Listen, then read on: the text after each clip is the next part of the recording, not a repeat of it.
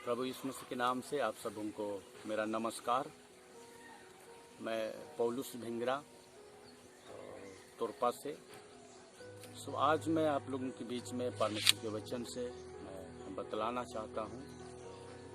और इन दिनों मैं देख रहा हूँ कि जहाँ पे मैं रहता हूँ, जिस गांव में मैं रहता हूँ, जिस एरिया में मैं रहता हूँ, यहाँ के लोग बिल्कुल बिखरे हुए हैं। यहाँ के जो परिवार बिल्कुल बिखरे हुए हैं और यहाँ पर एक दूसरे से प्रेम से कोई भी परिवार नहीं रहते हैं। माँ बाप कहीं और, जवान युवती कहीं और, बच्चे कहीं और सब अब बिखरे हुए हैं। तो मैं यहाँ के लोगों को देख करके मुझे अच्छा नहीं लगा और इसी क्रम में मैं बाइबल से कुछ मैं पढ़ाई कर रहा था, बाइबल से मैं अध्ययन कर रहा था। तो मुझे एक चीज़ मैं बाइबल से मैं पढ़ा और मैं अय्यूब के परिवार को एक दिन पढ़ रहा था और अय्यूब के परिवार को देख करके मुझे अच्छा लगा। तो हम लोग एक मसीही लोग हैं और हम लोग यीशु मसीह पे डिपेंड करते हैं और यीशु मसीह पे विश्वास करके हम लोग चलने वाले लोग हैं। तो अय्यूब के किताब में मैं एक चीज़ पढ़ा तो मैं उसे आप लोगों के बीच में मैं बतलाना चाहता हूँ। तो आइए हम लोग अय्यूब की किताब से थोड़ा सा हम लोग देखेंगे।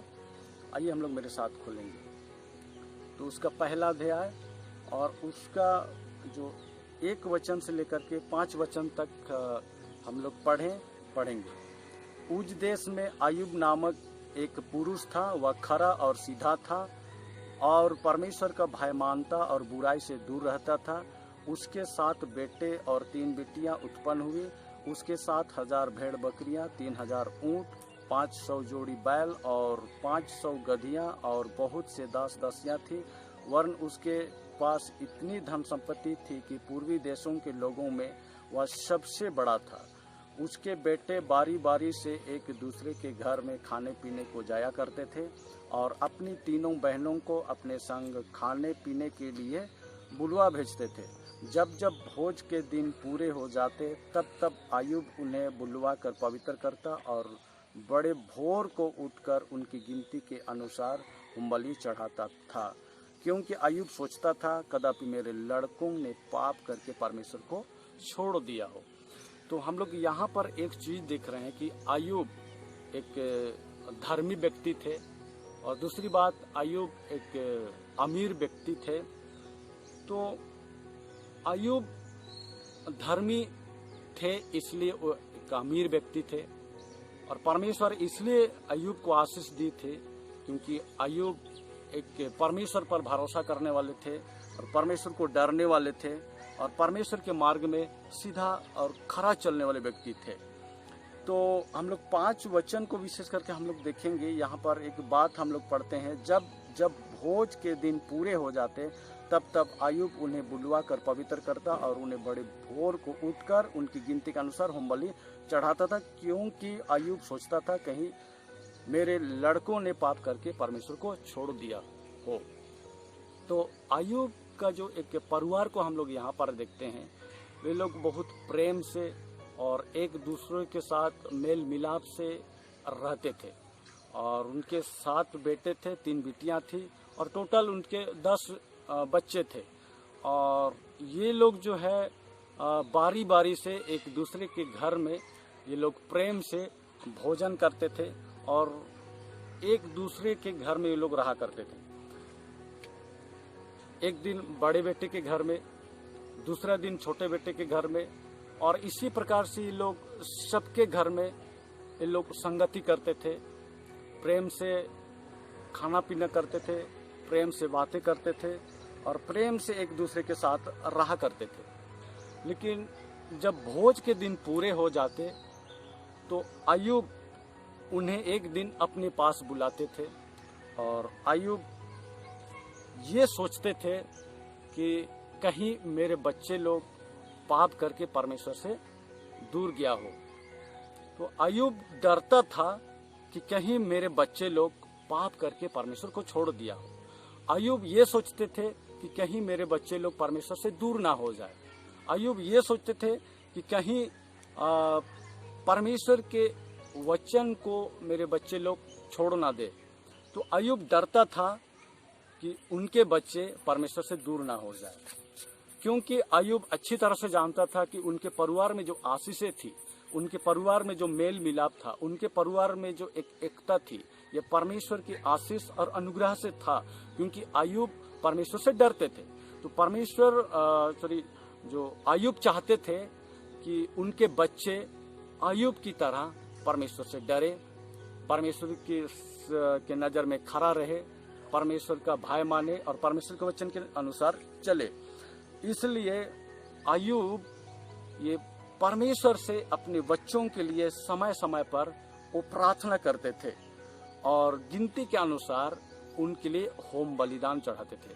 तो होम बलि का मतलब यहाँ पर आज के नए नियम में अगर यदि हम लोग देखें तो एक प्रकार से वो अपने बच्चों के लिए वो परमेश्वर से प्रार्थना कर रहे हैं।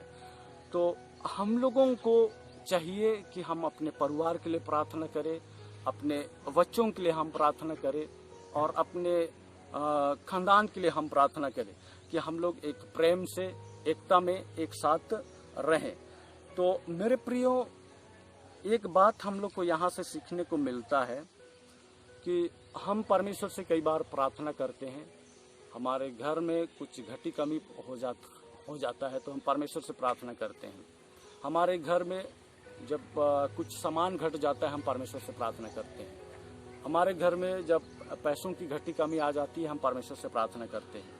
हमारे घर में खाने पीने की घटी आ जाती है हम परमेश्वर से प्रार्थना करते हैं। लेकिन अय्यूब यहाँ पर उन भौतिक चीज़ों के लिए प्रार्थना नहीं कर रहे हैं, बल्कि वो इसलिए प्रार्थना कर रहे हैं परमेश्वर से कि मेरे बच्चे लोग परमेश्वर से दूर ना हो जाए। तो मेरे प्रियो, हम लोगों को यहाँ पर ध्यान देने की ज़रूरत है कि हम कितने दिन या कितनी बार या कब हम अपने बच्चों के लिए या अपने परिवार के लिए हम प्रार्थना करते हैं। तो यहाँ पर मेरे प्रियो, हम लोगों को अपने बच्चों के लिए और अपने परिवार के लिए हम लोगों को प्रार्थना करना चाहिए। आइए हम लोग एक और वचन को हम लोग खोलेंगे। हम लोग लूका रचित सुसमाचार और उसका 23 अध्याय और उसके 27 और 28 वचन को हम लोग पढ़ेंगे। यहाँ पर इस प्रकार लिखा हुआ है, लोगों की बड़ी भीड़ उसके पीछे हो ली और उसमें बहुत सी स्त्रियां भी थी जो उसके लिए छाती पीटती और बिलाप करती थी। यीशु ने उनकी ओर मुड़कर कहा, हे यरूशलेम के पुत्रियों, मेरे लिए मत रो, परंतु अपने और अपने बालकों के लिए रो। तो यहाँ पर हम लोग एक वचन को पढ़े कि ये वचन उस समय का है जब यीशु मसीह को क्रूस पे चढ़ाने के लिए एक यरूशलेम शहर से गलगथा पहाड़ की ओर ले जाया जा रहा था। तो उस समय यहाँ पर एक भीड़ उसके पीछे हो ली थी। तो भीड़ में दो प्रकार के लोग थे। एक प्रकार के लोग जो यीशु मसीह के विरोधी लोग थे, जो यीशु मसीह को क्रूस पे चढ़ाना चाह रहे थे, और दूसरे लोग जो थे जो यीशु मसीह पे विश्वास करते थे, अर्थात उनके विश्वासी लोग थे। और जो विरोधी लोग थे वे रास्ता रास्ता उसको बदनाम करते जा रहे थे, उनको पीटते हुए जा रहे थे, उनका शिकायत करते हुए जा रहे थे, उनको हो सके गाली गलौज देते हुए जा रहे थे, और सिपाही लोग उनको मारते पीटते हुए उनको जा रहे थे। तो इस चीज को देख करके उन विश्वासी लोग और वो स्त्रियां बहुत दुखित हुई और बहुत दुखित होकर के ये लोग जो है यीशु मसीह के लिए छाती पीट पीट करके रो रही है। जब छाती पीट पीट करके रो रही है, उस समय यीशु मसीह थोड़ी देर के लिए खड़ा हुआ, उनकी ओर मुड़ा और उनसे कहने लगे कि हे यरूशलेम के पुत्रियों, मेरे लिए नहीं बल्कि अपने लिए और अपने बालकों के लिए रो। कहने का मतलब यहाँ पर स्त्रियां और विश्वासी लोग यीशु के साथ जो गलत व्यवहार कर रहे थे और यीशु को बिना दोष में दोषी लगा करके उनको मृत्यु दंड देने के लिए ले जाया जा रहे थे, इस बात को देख करके वे लोग दुखित हुए और रोने लगे। लेकिन यीशु मसीह अच्छी तरह से जानते थे कि परमेश्वर मुझे इस दुनिया में इसी काम के लिए भेजे हैं कि मैं क्रूस का मृत्यु सहूं और क्रूस को ढो करके या क्रूस पे बलिदान हो करके ही मैं इस दुनिया के पापी लोगों को मैं बचा सकता हूं। और परमेश्वर इसी उद्देश्य से इस दुनिया में भेजे थे। इसलिए यीशु मसीह जानते थे अच्छी तरह से कि यही क्रूस की मृत्यु के द्वारा से उन्हें गुजरना होगा। और थोड़ी देर के लिए जरूर यीशु मसीह के लिए तकलीफ था, थोड़ी देर के लिए यीशु मसीह के लिए बहुत ही एक दर्दनाक घटना थी, लेकिन इस क्रूस की मृत्यु के बाद यीशु मसीह अच्छी तरह से जानते थे कि मैं तो इस दुनिया को छोड़ करके परमेश्वर पिता के दाहिने हाथ जा बैठूंगा, मैं तो परमेश्वर की उस खुशी में शामिल हो जाऊंगा, मैं तो परमेश्वर के घर में चला जाऊंगा। लेकिन यीशु मसीह ये जानते थे कि ये जो मुझ पर विश्वास करने वाले विश्वासी लोग, चेले लोग, ये स्त्रियां जो मेरे लिए बिलक बिलक करके रो रही हैं, मेरे लिए तड़प रही हैं, ये सब इसी दुनिया में छूट जाएंगे। तो ये दुनिया में हर जगह, हर तरफ पाप का वायरस फैला हुआ है, हर तरफ पाप ही पाप है। तो उस पाप से कैसे लड़ करके, उस पाप से कैसे अलग रह करके, उस पाप से कैसे दूर हो करके परमेश्वर के लिए जीवन जिएंगे, कैसे पवित्र जीवन जिएंगे, कैसे एक अच्छी जिंदगी जिएंगे और कैसे ये लोग परमेश्वर के घर में, परमेश्वर के देश में पहुंच पाएंगे। तो ये सोच करके यीशु मसीह उन्हें मना करते हैं कि आप लोग मेरे लिए मत रो, बल्कि अपने लिए और अपने बालकों के लिए रो। तो यहाँ पर हम लोगों के लिए एक सीखने की बात है और हम लोगों के लिए एक शिक्षा है। रोना अर्थात प्रार्थना करना। मेरे प्रियो, अपने घर के लिए, अपने लिए और अपने परिवारों के लिए रोना, अपने बच्चों के लिए रोना। मेरे प्रियो, हम लोग प्रार्थना करते हैं क्योंकि हम विश्वासी लोग हैं, मानते हैं। हम कई चीज़ों के लिए इस दुनिया में हम लोग को जो जरूरत चीज़ें हैं, उन चीज़ों के लिए हम प्रार्थना करते हैं। हो सके हम अपने बच्चों के लिए प्रार्थना करते हैं, तो ये हम प्रार्थना करते कि हमारे बच्चे लोग अच्छी तरह से पढ़े लिखे, हमारी बच्चों की ज़रूरतें पूरी हो, हमारे बच्चों की नौकरी लगे, हमारे घर में आशीषें हो। हम तमाम विषयों के लिए परमेश्वर से प्रार्थना करते हैं। लेकिन यहाँ पर हम लोग थोड़ा सा ध्यान देंगे और उस आयुब की जो प्रार्थना को हम लोग ध्यान देंगे कि उसने ये प्रार्थना किया कि मेरे बच्चे लोग परमेश्वर की राह में चले, मेरे बच्चे लोग परमेश्वर के वचन में रहे, मेरे बच्चे लोग परमेश्वर के उपस्थिति में जिए, मेरे बच्चे लोग परमेश्वर का भाई माने, मेरे बच्चे लोग परमेश्वर की सेवा करें, मेरे बच्चे लोग पवित्र जीवन जिए।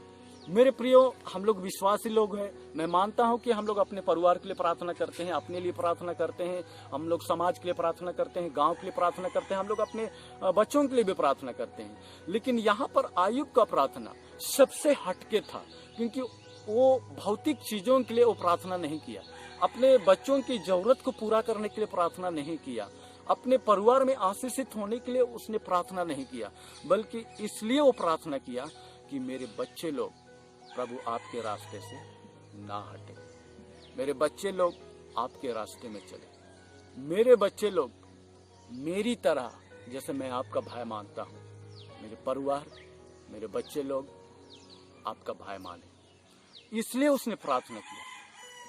तो परमेश्वर का धन्यवाद और स्तुति, तारीफ, प्रशंसा और महिमा हो। मेरे प्रियो, मैं एक कैथोलिक गांव में रहता हूं। लगभग यहाँ पर 70% परिवार जो है कैथोलिक परिवार है। और पिछला महीना अगस्त महीना में उन्होंने एक पर्व मनाया संत मोनिका का। तो जब वो लोग पर्व मना रहे थे तो मैं गूगल में, यूट्यूब में उनका सर्च करके मैं उसके बारे में जानना चाहा। तो सब अंग्रेजी में दिया हुआ है तो मैं उससे समझ नहीं पाया। लेकिन बहुत खोजते खोजते एक वीडियो मुझे मिला और उससे मैं ये सीखा संत मुनिका का परिचय। लेकिन उसके बारे में मैं थोड़ा सा बतलाना चाहता हूँ। संत मुनिका एक बहुत ही एक धार्मिक और वो परमेश्वर से लगभग 30 साल तक प्रार्थना किया अपने बच्चे के सुधार के लिए। तो यहाँ पर हम लोग ध्यान देने की बात है कि संत मुनिका 30 साल तक अपने एक बेटे का सुधार के लिए, अपने एक बेटे का उद्धार के लिए, उनका वो बेटा सही रास्ता में आ जाए, उनका बेटा परमेश्वर के मार्ग में आ जाए, इसलिए लंबे समय तक उसने प्रार्थना किया। मेरे 30 साल मेरे हिसाब से बहुत ही ज्यादा समय है। हम लोग तो अगर 30 दिन प्रार्थना करें, 30 दिन प्रार्थना करने के बाद हम लोग थक जाते हैं। अगर कोई जवाब उत्तर ना मिले तो हम लोग सूख के बैठ जाते हैं। लेकिन हम इस महिला के जो विश्वास को और इस महिला के धीरज को हम लोग थोड़ा सा देखें कि लंबे समय तक 30 साल तक उसने प्रार्थना किया और आखिर में वो लंबे समय तक प्रार्थना करने के बाद उसका बेटा सुधर जाता है, उसका बेटा एक सही रास्ता में आ जाता है, परमेश्वर के मार्ग में आ जाता है, परमेश्वर की सच्चाई में आ जाता है। वो यीशु मसीह को अपना उद्धार करके ग्रहण करते हैं, वो यीशु मसीह को अपना लेते हैं और वो अपने माँ बाप की बात मानते हैं। साथ ही साथ वो धार्मिक जीवन, पवित्र जीवन और परमेश्वर के मार्ग में वो चलने लगते हैं। तो मेरे प्रियो, हम लोग एक मसीही लोग हैं, परमेश्वर पर भरोसा करने वाले लोग हैं, परमेश्वर पर विश्वास करने वाले लोग हैं। अगर हम लोग किसी एक विषय के लिए अगर यदि हम लोग बड़ी विश्वास के साथ और हम लोग लगातार प्रार्थना करें तो हमारी प्रार्थना जो है परमेश्वर तक सुनी जाएगी और हमारी प्रार्थना को परमेश्वर सुन करके हमें जरूर जवाब देंगे। प्रभु का धन्यवाद हो। सुंदर वचन हम लोगों ने हमारे प्रिय भाई पौलुस के माध्यम से सुना कि किस तरह से अय्यूब एक बहुत धनी व्यक्ति होने के बावजूद भी वो धन दौलत के लिए या अन्य बातों के लिए, है ना, अपने बच्चों के लिए दुआ नहीं किया, बल्कि उसके बच्चे प्रभु के मार्ग में बने रहें, प्रभु के मार्ग से भटके नहीं, बोल करके नियुक्त समय में बार बार अपने बच्चों को वो इकट्ठा करता था भोज के दिन, और है ना वो होम बलि चढ़ाता था, यानी कि अपने बच्चों की शुद्धि लेता था। और उसका एक ही एक मकसद था कि उसके बच्चे जो हैं परमेश्वर के मार्ग से ना भटकें, परमेश्वर के वचन से ना चूकें। प्रियो, अय्यूब के 10 बच्चे थे और वो बहुत बड़ा व्यक्ति था। हजारों गाय, बैल, भेड़, बकरियां हम पढ़ रहे थे, लेकिन उतने बच्चों के होने के बावजूद भी वो अपने पिता, अपने गार्जियन का जिम्मेवारी को बखूबी निभा रहा था। वो एक एक बच्चों की शुद्धि ले रहा था समय समय पर कि मेरे बच्चों का आत्मिक जीवन कैसा है, उनके कैरियर के प्रति, है ना, मेरे बच्चे मेरे जैसे धनवान हो जाएं, उनसे ज़्यादा उनको चिंता थी कि मेरे बच्चे आत्मिक रहें। आज हमारे पास 2-3 ही बच्चे हैं, लेकिन हम उनको ध्यान नहीं देते, है ना। अय्यूब समय समय पर उन्हें चेक करता था। आज हम अपने बच्चों को मोबाइल फ़ोन्स और अन्य चीज़ें उनके हाथ में दे करके कभी नहीं देखते कि वो बच्चे क्या कर रहे हैं। ऑनलाइन क्लास के नाम पर, होमवर्क के नाम पर आज बच्चे फ़ोन में गलत चीज़ों को देख रहे हैं और उनके चपेट में आ रहे हैं, गलत संगति में जा रहे हैं, दोस्त यार करके बाहर रहते हैं और जब हमें पता चलता है तब तक बहुत देर हो जाता है। आइए, एक अच्छे माँ बाप के समान अय्यूब के जीवन में हमने देखा कि सब चीज़ों से अधिक उसने अपने बच्चों की चिंता की कि मेरे बच्चे सत्य के मार्ग से ना भटके। यहाँ पर हम देखते हैं कि यूहन्ना की 3 पत्री और उसका 4 पद में लिखा है, मुझे इससे बढ़कर और कोई आनंद नहीं कि मैं सुनूं कि मेरे बच्चे सत्य पर चलते हैं। संसार की सारी खुशियां हमें मिल जाएं, बड़े से बड़े स्कूल में हम अपने बच्चों को पढ़ाएं लिखाएं, उनको हम काबिल बना दें, बड़ा बंगला बना दें, उन्हें गाड़ी दे दें, लेकिन यदि हमारे बच्चे अच्छे रास्ते पर नहीं चलेंगे, मेरे प्रियो, हमारा सीना जो है शर्म से झुक जाएगा। यहाँ पर लिखा गया है, मुझे इससे बड़ा कोई आनंद नहीं कि मैं सुनूं कि मेरे बच्चे सत्य पर चलते हैं, अच्छे मार्ग पर चलते हैं, प्रभु के मार्ग पर चलते हैं। आइए मेरे प्रियो, इतना सुंदर संदेश हमने सुना है, आइए हम अपनी जिम्मेवारियों को निभाएं।